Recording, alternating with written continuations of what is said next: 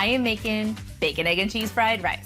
It's salty, it's crispy, it's all under a blanket of melty cheddar cheese, and best eaten in gigantic sloppy shovels right into my mouth. To start, I'm crisping up the bacon. I do this first so that I can render out the fat, and that's what I'm gonna use to cook both the eggs and the rice. I'll transfer it to a wire rack so that any excess grease can drip off, and the rack versus a paper towel allows it to stay crispy. And I'll pour the remaining fat into a heat-safe vessel for cooking later. I've got 4 eggs here. I'll give them a whip. I think I make fried rice at least once a week. It's so easy. I have all the ingredients on hand at all times. A few years ago, I started finishing it with melty cheese, which just brought it to the next level. You don't typically see dairy in Chinese food, but I went off script and tried it and have never looked back. All right, these are whipped. I like a hard and fast scramble, so I'll scramble these in this hot pan with the bacon fat for just about a minute or two until they're just set. I'll remove them from the pan. I'll season these eggs with a pinch of salt. I'll add a bit more bacon fat since my pan is looking dry, and then use it to cook a chopped yellow onion. And then some scallions. I'll only cook the white and the light green parts at this point because they're tougher and they need that extra time.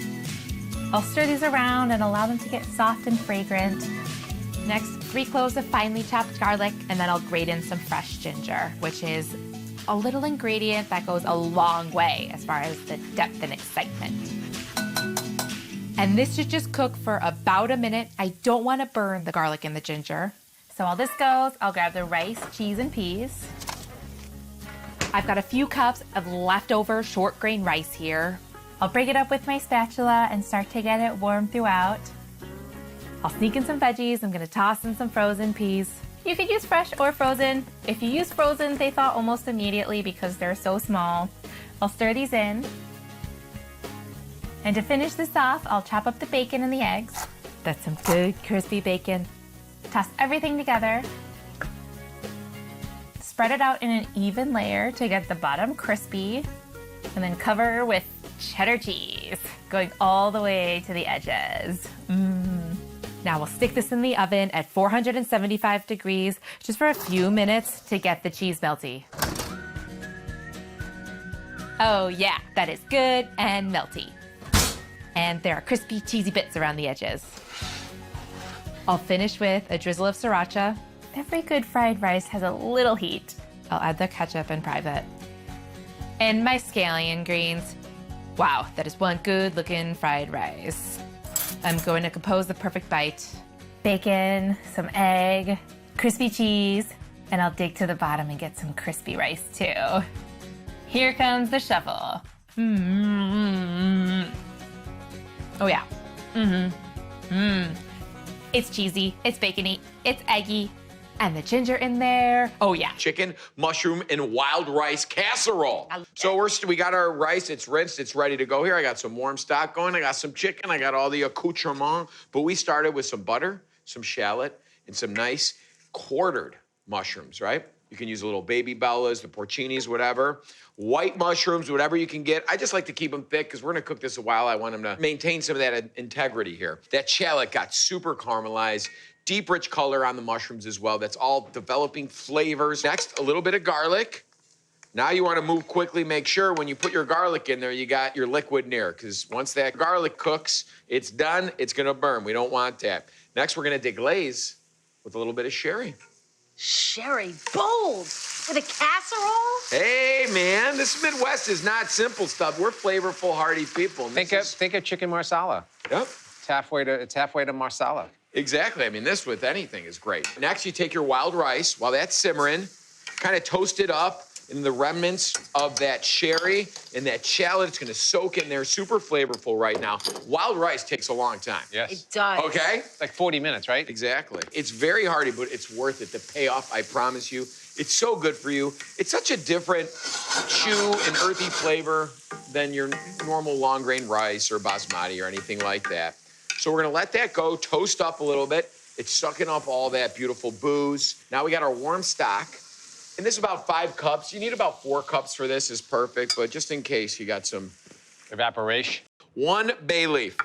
1 little sachet of fresh thyme. Mushroom, thyme, sherry go hand in hand with that shallot. Wonderful flavor combination. We got the stock boiling here. We are gonna cover it, okay? 1 hour. What's the ratio? What's the ratio? Like a 3 to 1, right? Yeah, No, like a it's cup like- of rice to 4 cups of 4 to 1. stock. The absorption level is off the charts, okay? So this is going in the oven for an hour. Thanks, Jeffrey. I got one ready to go here. Bottom one, please, buddy. You cover it in the oven, right? Season it as well, right? Plenty of salt, which I, neglected to do, but obviously season it. So the way- heavy. I think it got heavier from all the absorption.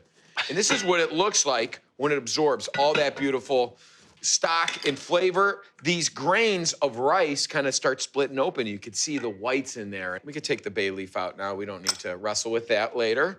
Now we layer the second portion, which is the meat. You're not having grains without meat in the middle. There's always gonna be meat on the table. So we're gonna use wonderful chicken breast here. And I'm gonna mix a blend of spices here, some cracked pepper. We got, of course, some kosher salt and some coriander. Yum. Oh, I love And this is just like a simple little spice mixture, but I want to coat everything because we're going to bake in this. I don't want the chicken to get lost. And I also just don't want it screaming white when we take it out of there, right? I want it to look like it's caked in flavor, and we are going to hit with a little olive oil, okay? You can spread it around nice, and then we're going to let it rain, right? You could do this in a bowl. I love them. And then, so I'm just going to pinch it simply, but total dust. All right, we're gonna flip this over, do the other end, right? That olive oil will make it stick, and then we can just hit the rest. But the other side is our presentation side, so we wanna make sure that's the prettiest. This is kind of that interior of the breast. But that is all additional flavor. Little dried cranberries. Gotta have them. Gotta What? have little sweetness in there. They're gonna plump up real nice. We're gonna mix that up. Are they going back in the oven? Right? Maybe a little just to, because this is gonna cook for another 20 to 25 minutes. So we want that chicken to hit to 165, okay? Just because it's a casserole doesn't mean you can't temp your meat in there, right? Look at that, beautiful. And we're gonna just kind of, I mean, I guess it's technically kind of like a smothered chicken, exactly. which could be a smothered chicken casserole. Yeah. Look I at mean, how. when I think smothered chicken, I obviously think cream and. I mean, chicken and rice. I mean, I think I've grown up eating chicken and rice my whole life. Usually it's roasted, but there's always rice on the side, usually pilaf. This is far more interesting. One more thing here, Sonny, I'm putting my final touches on here. You're gonna love this. We're gonna shingle some fresh lemon slices, just kind of free form in there. Give it a little artistic flourish here. You don't see in a lot of casseroles, Nor you in know? Minnesota. Yeah, but I like the Look at that. bitterness the lemon's gonna give everything. I actually Little love acid. that flavor note. Help me out there, friend. Up or down? No, We'll no do the pepper. upski, because I got one ready to go here. I took a peek. I snuck a peek. Oh, man. Oh, you did a left arm uppage. And look at this beautiful chicken Oh. and wild rice casserole. That is Or delightful. bake, all in one sheet here. And you see kind of the crust that formed on there. You can Look at serve you it just see- like that, right? You just go. That's it. You don't need anything else. Boom. Maybe some crusty bread with this would Crusty be bread, nice. Yeah. little cilantro. Yeah, and I like that because the wild rice doesn't feel heavy. It's not like when you eat a big bowl of, say, basmati rice or whatever. And really, you kind of peel-offed this a little bit. Yes, I 'cause did. He it's did. He baked. peel-offed it. That's a verb, People aren't right? peel-offing enough these days. You can hit the rest of it when you present it with just a little parsley, nothing fancy, right? I love how plump the cranberries got. So nice. We're gonna go tapered Oh. at first. I Oh, knew man. it's Oh, juicy. God. Good. Yeah, coriander. Making me hungry. You're like, don't omit, first of all, do not skip the coriander because it gives you that wild, feral vibe in here, you know? I feel like a wildcat. Chicken's cooked perfectly. The mushrooms and the twosomeness of this rice is fantastic. What are you making for us today? So today I'm gonna make probably my favorite carb, bacon and egg fried rice. No, you're not. Yes!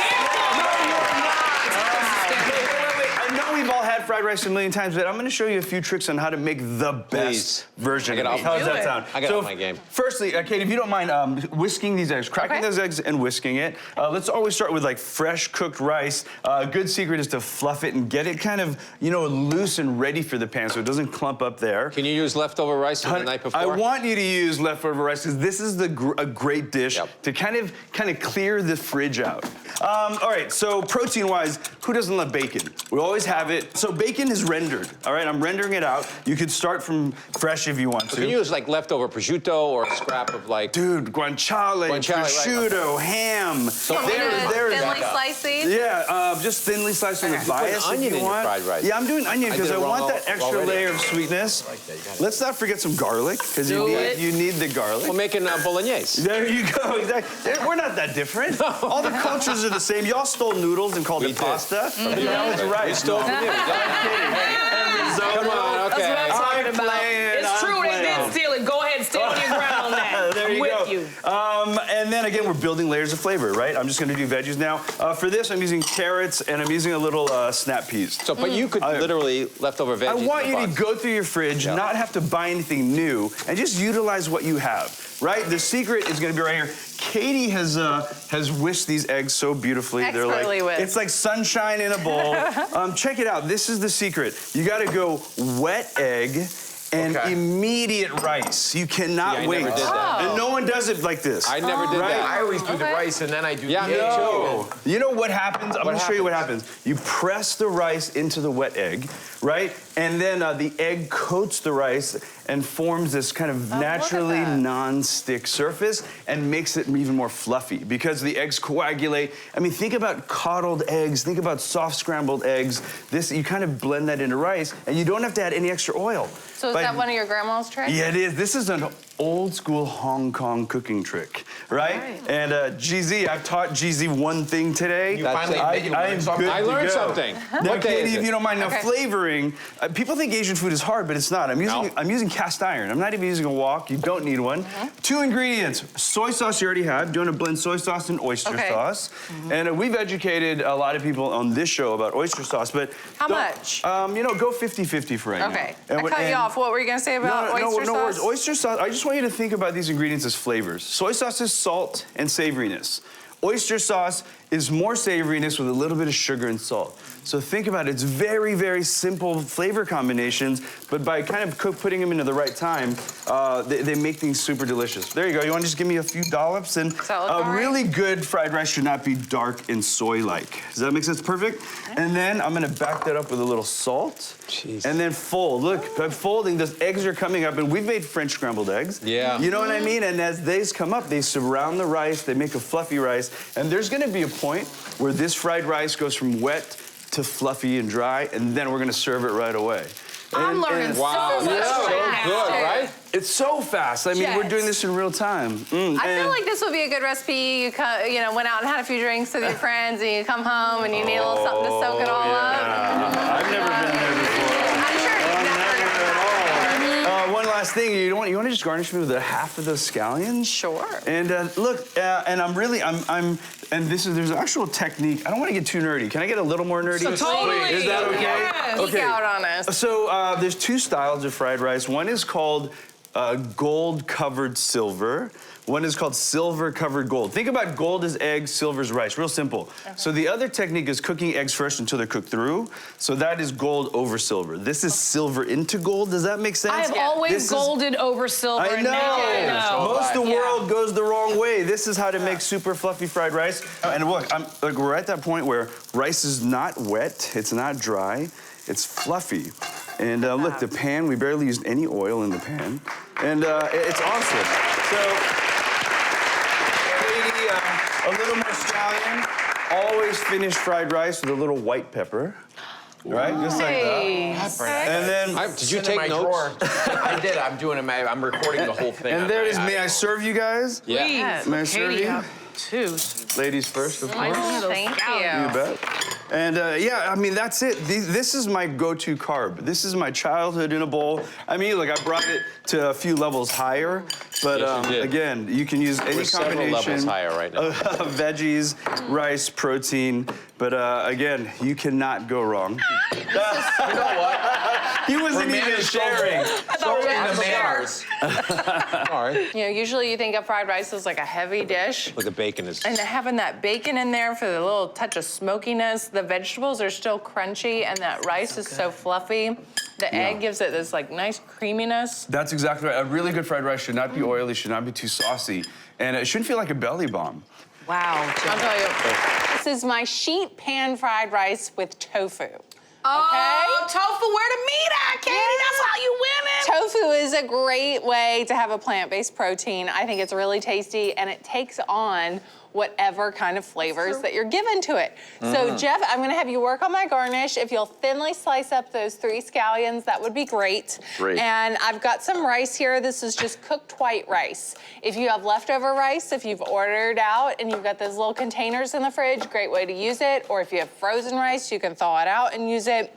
So you can also use brown rice. That's a great way to use it up. Okay, now I'm gonna add for my sauce some soy sauce. Ooh. Lots of flavor in there. I like to use the low sodium soy sauce. Ooh, that's expensive. And some sesame oil. Ooh, that's Really pack a lot of creamy. flavor in just a little bit. Fresh ginger. Tons of Okay. flavor here. Just because we're going light on our wallets doesn't mean we're going light on our flavor. And garlic. And I find that when I'm making a healthier dish like this, you do need to punch up the flavor. You know, we're not using as much fat. So I'm just gonna whisk that together. And now I'll just mix it all up. So I've got my tofu. So with tofu, I think it's important to drain it. So put it between a couple paper towels, set it in the colander, in the sink, and put something heavy over it. You could just put this bowl over it and let it sit for a while. to Use kinda- firm, extra firm, Yeah, silky, firm or no. extra firm. Silken is gonna break up a little too much Yeah. in this. And then I'm using frozen veggies. So this is a great way to save money, especially when it's off season, because those are picked and frozen when they're Got their me. freshest. And they're less expensive. And you're also not gonna be throwing stuff out because it's not gonna sit in your fridge and go Somebody bad. should have done that with her Smiling dish, I because she think. knows she's winning with that ingredients. And you can use We're all right any here. frozen veggies you have. I always have frozen broccoli. I always have frozen spinach.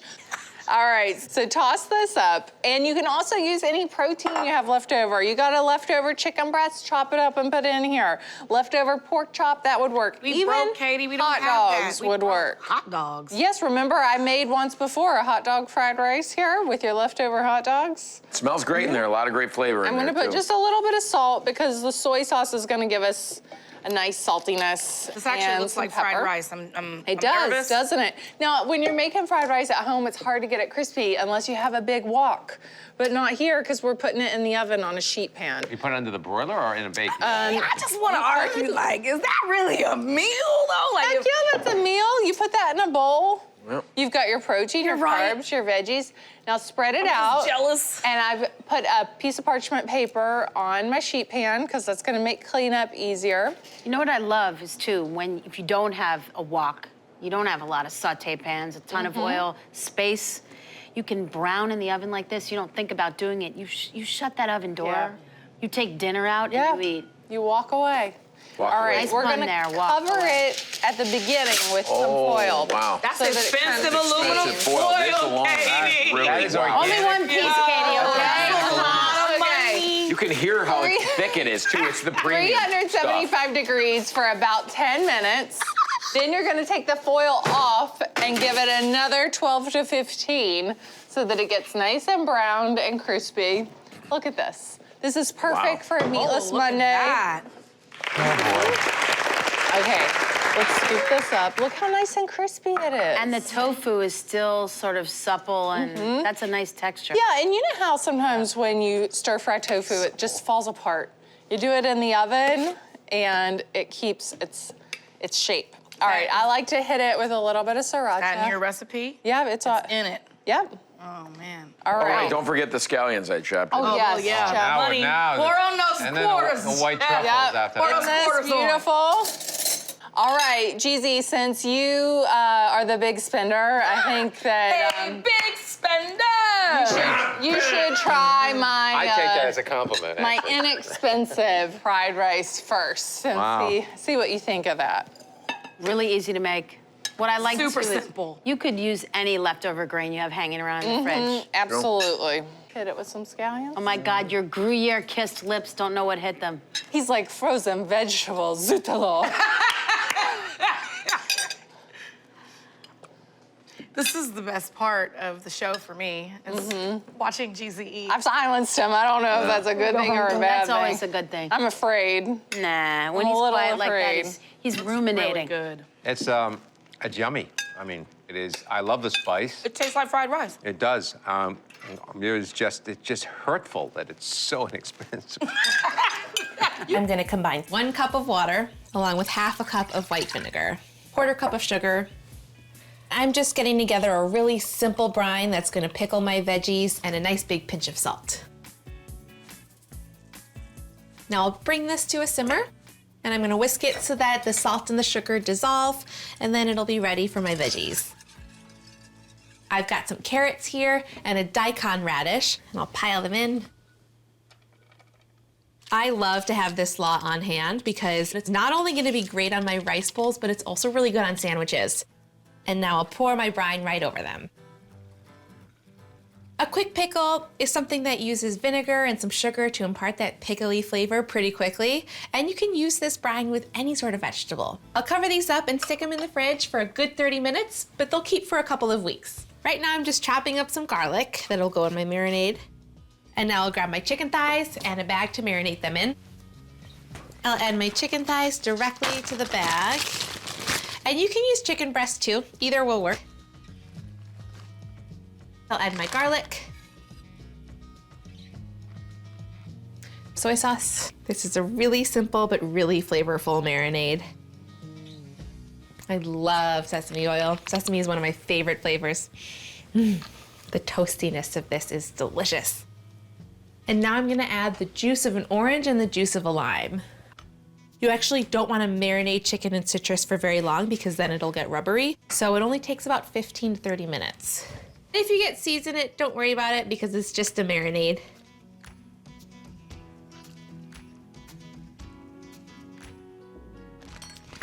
Okay, I'll close up my bag and mush it around and get those flavors all up in the chicken. So I'm only gonna stick it in the fridge for about 15 minutes. Now I'm gonna whip up some sriracha mayo for my rice bowls. I am going to start with a nice big plop. And I'm just making this to taste.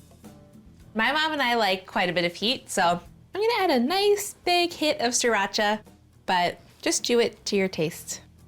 And this is gonna be the sauce for the top of my rice bowl. These are gonna be as pretty as they are tasty. I have my grill pan heating here, and I'm gonna add some olive oil so that it doesn't stick. And if you don't have a grill pan, a regular skillet will do.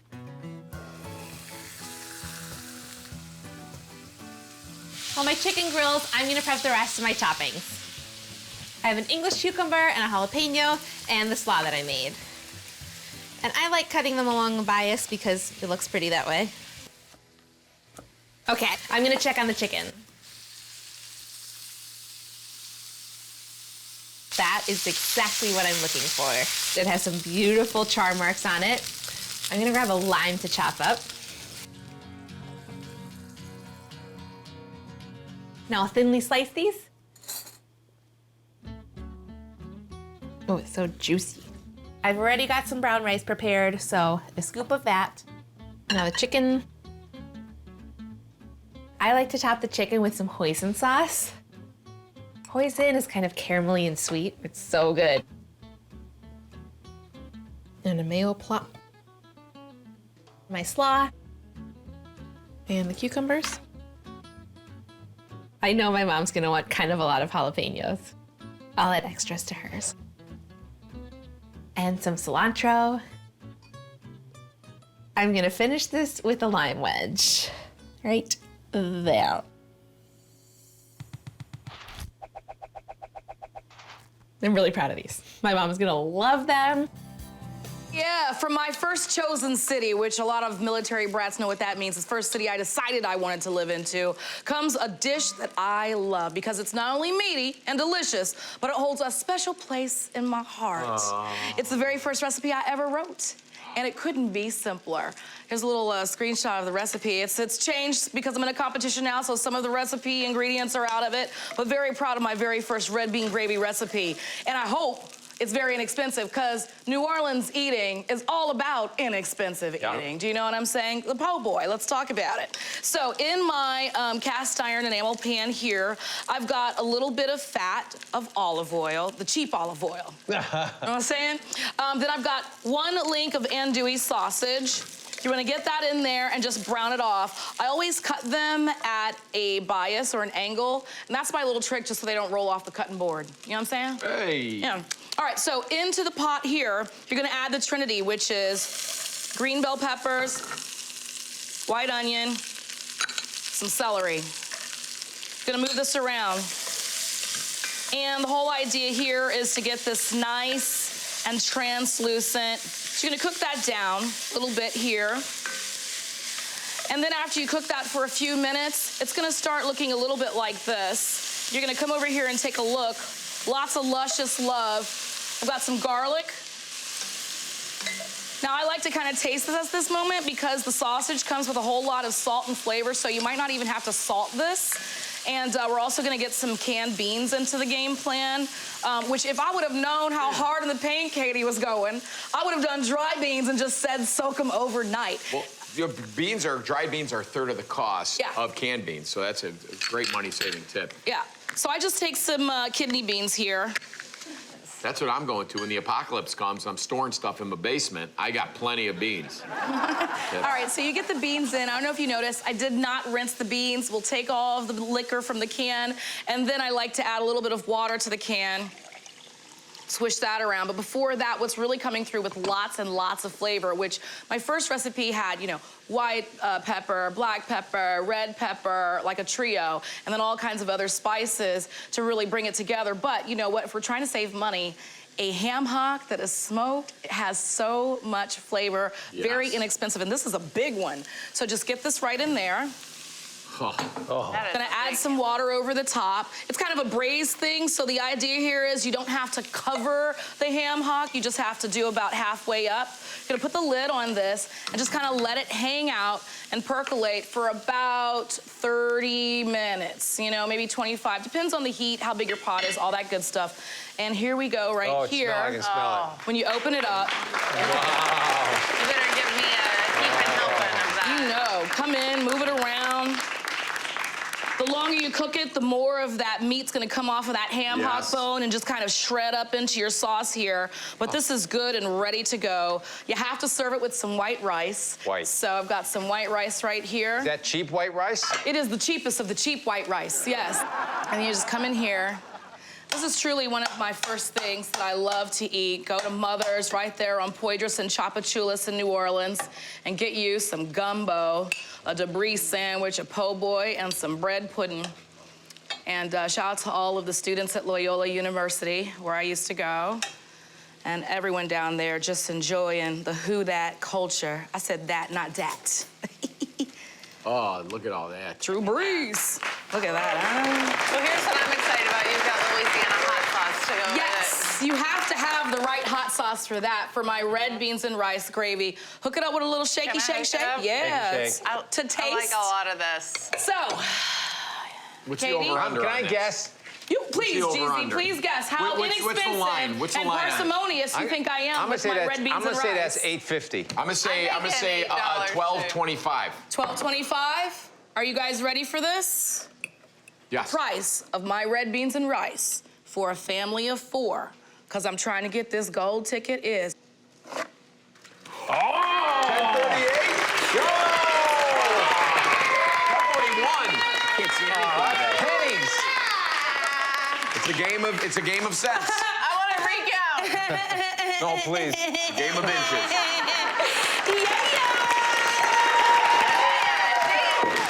A little lanyard for you. Laissez le bon temps rouler. Let's talk about this. You like it? I love this dish. It's so comforting. And it's just delicious. All the flavor comes through. You know, what you did was you took that andouille sausage, so you didn't have to add a lot to this dish. And one link of it, feeding the whole family of 4, stretching the ingredients. Chop it down like your potatoes. I'm crazy about beans and rice. You guys will be crazy about this. It is worth every penny, even if you did what you ate. Today I'm making pineapple fried rice. This dish is the delicious crowd pleaser, and I'm gonna show you a really eye-catching way to serve it up. Hey team, I'm Jet Tila and welcome to Ready Jet Cook, where I teach you how to make my favorite Asian dishes from pantry to plate. But before we get into the dish, please take a moment and subscribe to the Food Network YouTube channel so you can keep up with more of my favorite recipes. Pineapple fried rice is the most iconic version of Thai fried rice, and it's the first recipe my grandma ever taught me how to make. It's a staple in my kitchen, and I can't wait for you to see how it all plates up. Let's get started. So let's start with pineapple. And the key to picking sweet pineapples every time are really using your senses. Number one, looking for a peach or almost pink color in the fruit versus green. Green usually means not sweet yet. And when you get into these yellows and peaches, I know this is gonna be sweet. Also, the pineapple should be heavy for its size. And the last sense you're gonna use is smell.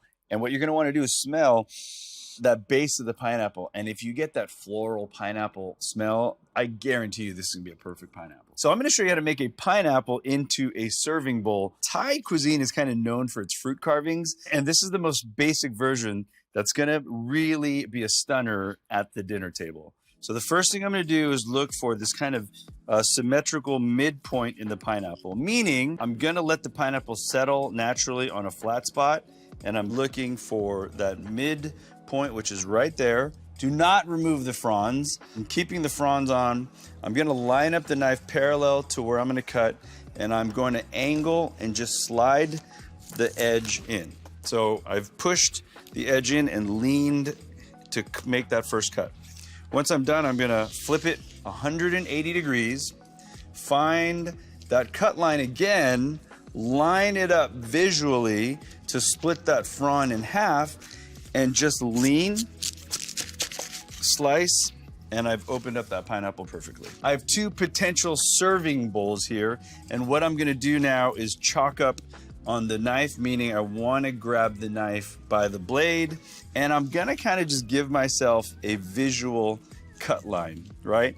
I wanna come in about ½ an inch from the entire edge of the pineapple. Don't go all the way through. You don't want to push through the pineapple. And the way to really control your blade is to do kind of small sawing motions. I've drawn a line from the perimeter. I'm gonna make a wedge from the center, the core, now cutting out towards that perimeter, and I've got my first wedge. I'm gonna reverse the pineapple, start in at the core, meet that first cut. There's my second. And once I go from the center in, I can push out. And here's my final cut. I'm gonna take the knife, create my last wedge here, and then trace the core out. And in 4 movements, I have 4 pieces. Very, very simple. And then I'm gonna use the actual pineapple fruit around the core for my dices. My dices are simple. A tile becomes a slice becomes a dice. So remember, that's it. I'm kind of visualizing eating pineapple rice with a spoon. Every spoon should have a good combination of some rice, the Chinese sausage, all the delicious bits in one. So that's why this pineapple is kind of a medium dice to me. So I'm gonna get the pineapple out of the way. It's time to make pineapple fried rice.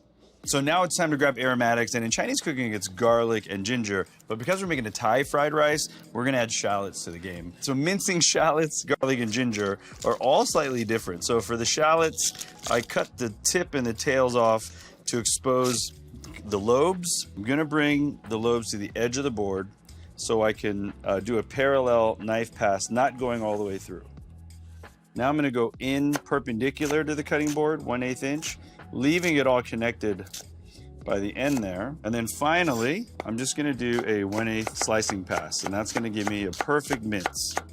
Ginger is pretty easy. I'm not a big proponent of having to peel ginger. That's really more of a visual thing. If I served you minced peeled versus minced unpeeled ginger, you wouldn't be able to taste the difference. But just to kind of give you an idea of how I like to peel it, just to kind of keep it clean, is I'll flatten off a piece of the ginger so it sits up straight. And then I'm just gonna use the back of my knife, put pressure as I strip the skin away. It doesn't take a lot of pressure. And once the skin is stripped, I'm just going to cut it away.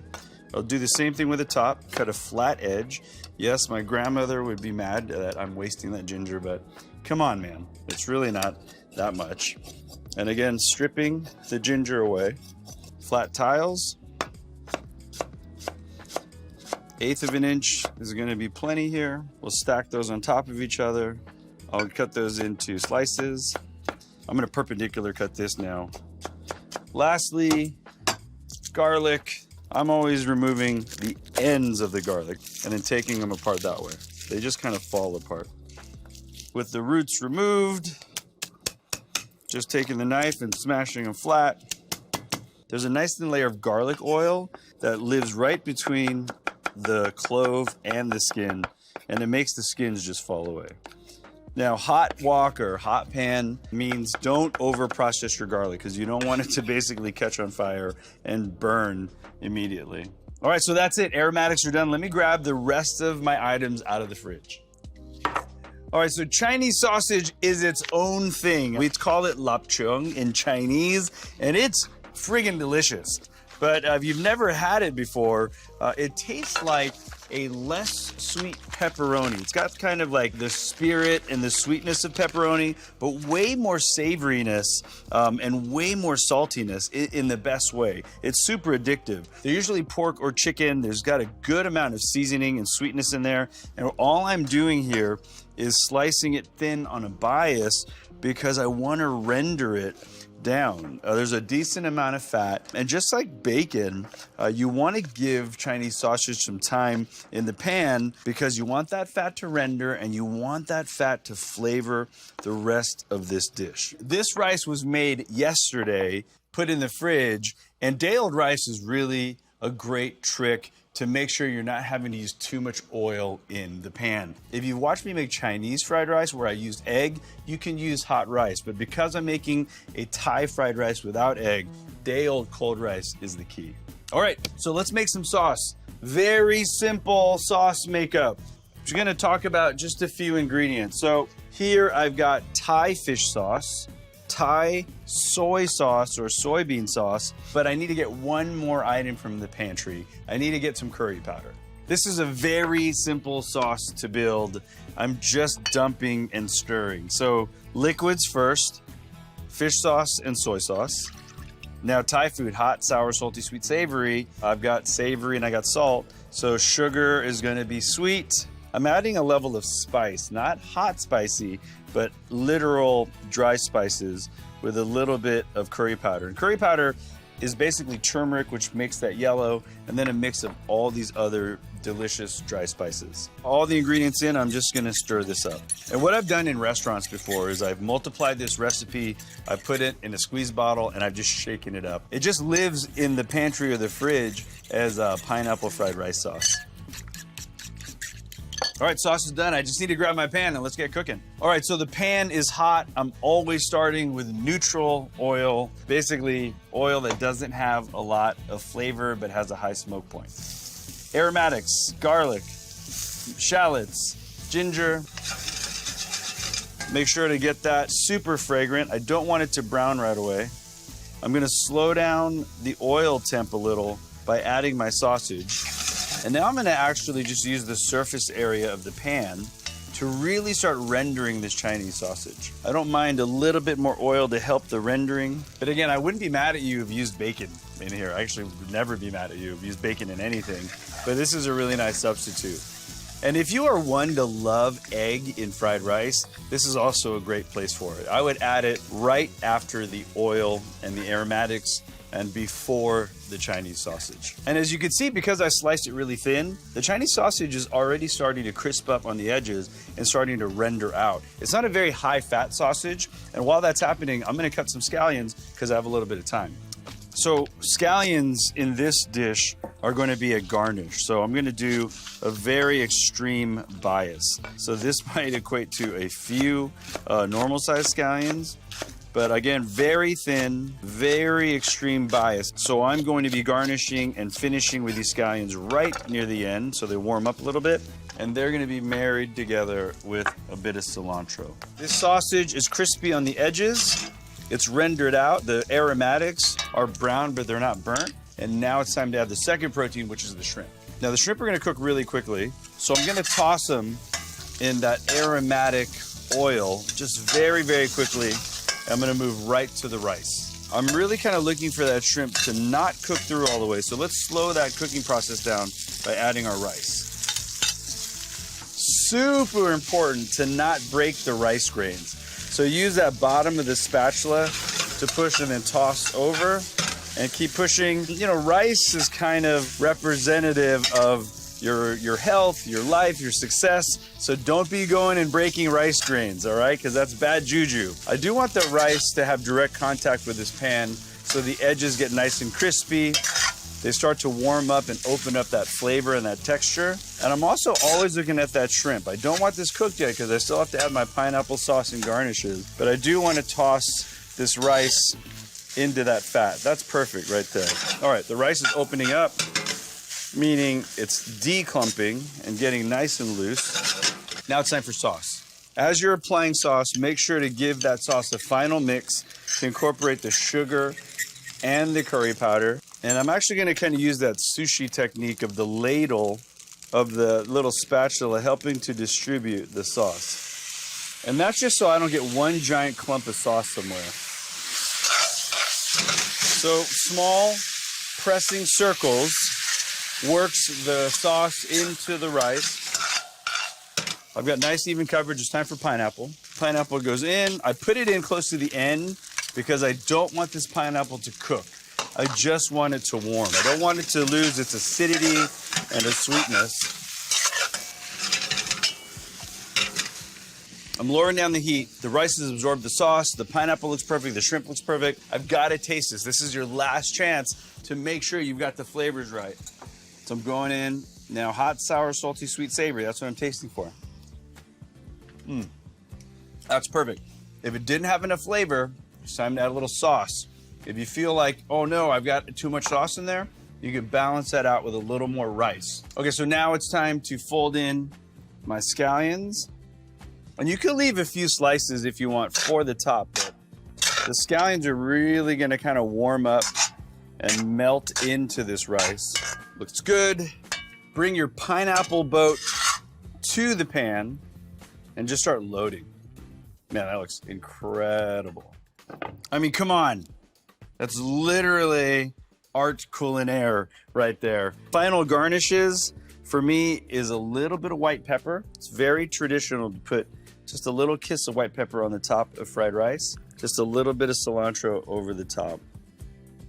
There you have it, Thai pineapple fried rice. My Gullah red rice. So I'm starting off with one large white onion that I've diced. I'm dicing one bell pepper. Typically, red rice is cooked with some type of smoked meat. I like to use a popular smoked sausage that we use here in Charleston. This smoked sausage is like a kielbasa. It's fully cooked, so it's just gonna add that nice smoky flavor. Right, so I'm gonna add a 1/4 cup of vegetable oil. I'm gonna add my sausage and bell pepper, get that nice and hot and sauteed. Let that cook up a little bit. I'm gonna get my tomato paste started. Tomato paste is a concentrated form of tomatoes, so it really makes the rice red. And you get that big burst of tomato flavor. The color, the smell, the smoked sausage, oh my goodness. Want to sprinkle in some sugar, garlic powder, 2 cups of parboiled rice that I've rinsed, got some of that starch off, give it a mix. Want to add a little water on top because as the rice cooks in the oven, it does start to absorb some of that tomato paste, so I want to make sure that none of the rice on top gets crispy. Oven's preheated to 350. Want to let it cook for about 35 to 40 minutes. All right. I'm just fluffing it at this point.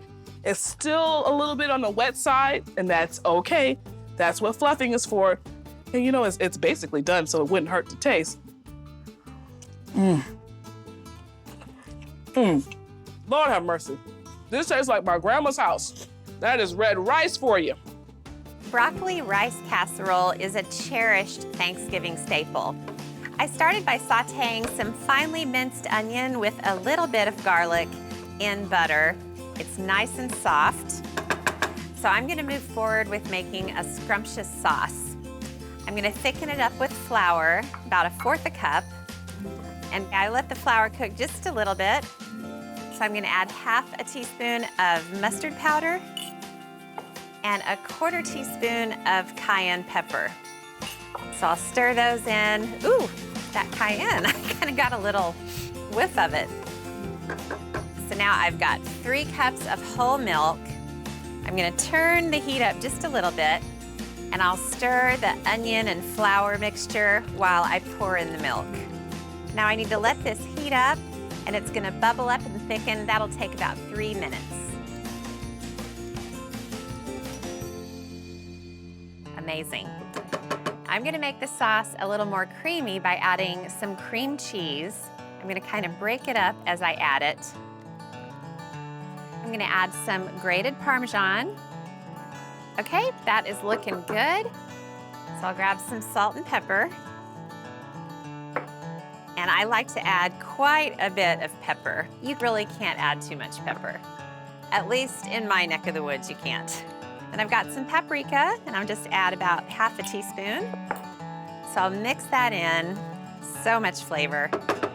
Okay, now the cheeses for broccoli rice casserole are very important. You've got to start with good old processed cheese. I cut it into cubes.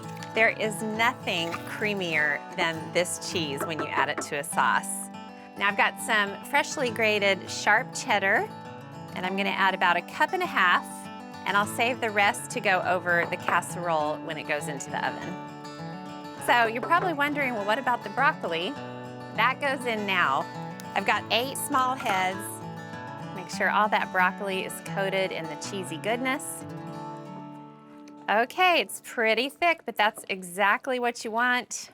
So I'm gonna add some sliced pimentos. Pimentos are something I have in my pantry all the time because there are so many casseroles that I'll just kind of add a jar to. This is really looking perfect. So I'll turn off the heat. And now it's time to assemble the casserole, which is so much fun. I've got some cooked long grain rice, and I'm gonna add half of this bowl to the casserole. Spread out the rice, and then half of this luscious broccoli cheese sauce goes in, and then the rest of the rice goes on. The rest of the sauce, and the rest of the grated sharp cheddar. Now I'm gonna put this into the oven at 350 degrees for 30 minutes.